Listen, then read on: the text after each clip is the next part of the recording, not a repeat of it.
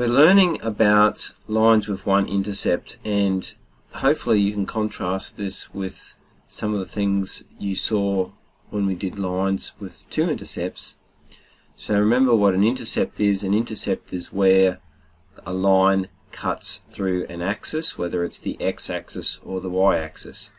And when y equals 0, we have the x-intercept.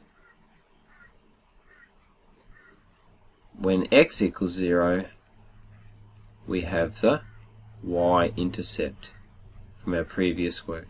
We're looking at special cases when there's just one intercept. So there's three ways that this can happen. If you have a look at all of these lines here,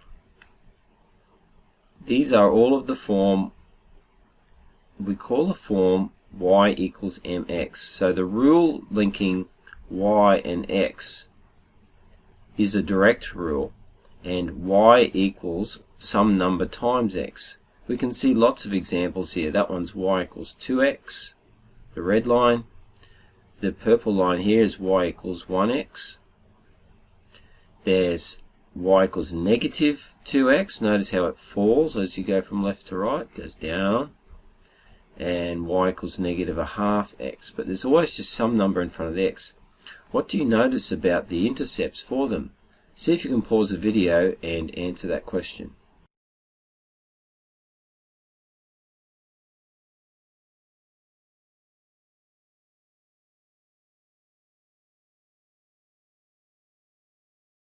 Hopefully now you've noticed that they all go through the point 0, 0.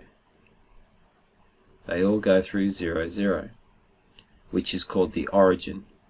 So when a line's in the form y equals mx, where m is some number, positive or negative, whole number or fraction, the line will only have one intercept, and the intercept will be 0, 0. So is that the x-intercept or the y-intercept? Is it that one or is it that one? It's both. The x-intercept is 0 and the y-intercept is 0, and that happens to be the same spot. So it has one intercept, and that intercept is both the x and the y-intercept. If you want to draw a line from that, you can have straight away 1.00. To get another point, you substitute into the rule any other value. So if we use this example here, y equals 2x, to get a second point, because remember you need 2 points to draw a straight line. To get a second point, we substitute y. To get y, we can substitute any number in for x. Let's substitute a very easy number, say 1. Doesn't have to be 1. 2 times 1 is 2. So we would have 1, 2 as the second point, and we would join those together. The other way we can have a line with one intercept is if we consider this line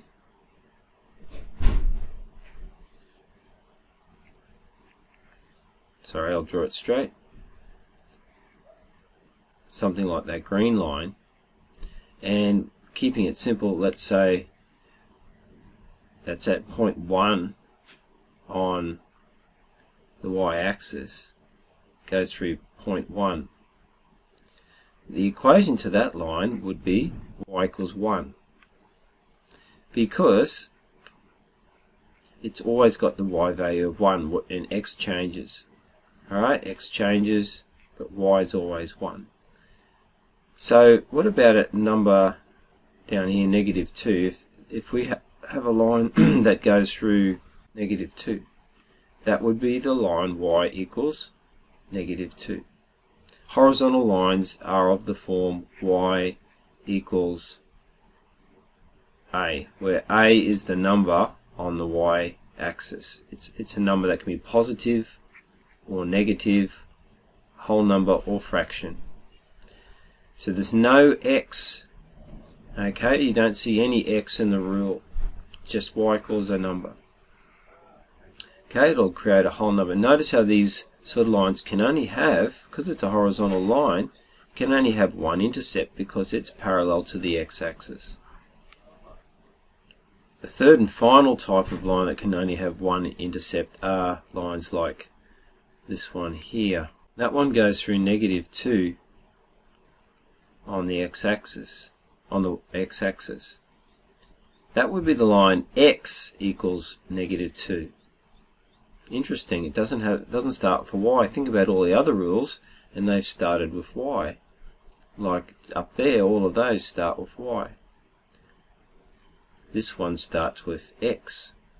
This one here starts with y, and the ones up the top and all the others you've seen start with y, but this one starts with x. Its x value is always -2. So if we had one here, this one here, it is the line x equals 3 because it always has an x value of 3. Remember, that's your x-axis and that's your y-axis. So that is the form x equals b, where b is some number. It can be positive or negative, it can be whole number or fraction or decimal.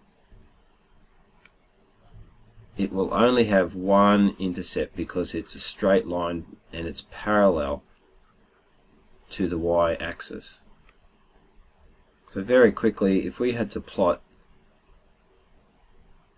these three lines you can see here, and the first one being y equals 3, you have to find 3 on the y-axis. There we have 3 on the y-axis, and it's a y equals line, so it's horizontal, and it would go straight through 3 like so. That would be the line y equals 3. So that's that one there. Next one, x equals -4. It'll be a vertical line. So if we've got our x values -1, -2, -3, -4, it will be a vertical line, and it will go through -4 like so.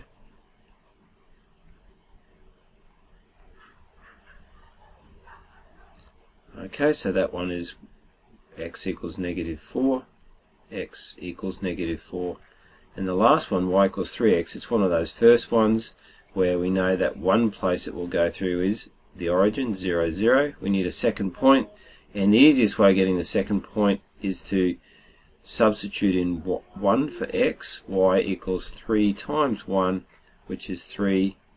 So you have another point, 1, 3, because we subbed in 1 for x and 1, 2, 3 for y, and it would have another point there, and we would join them up like so, and you can see that it goes through the two lines that we indicated. That's the origin, 0, 0, 0, and 1, 3, 1, 3, that point there.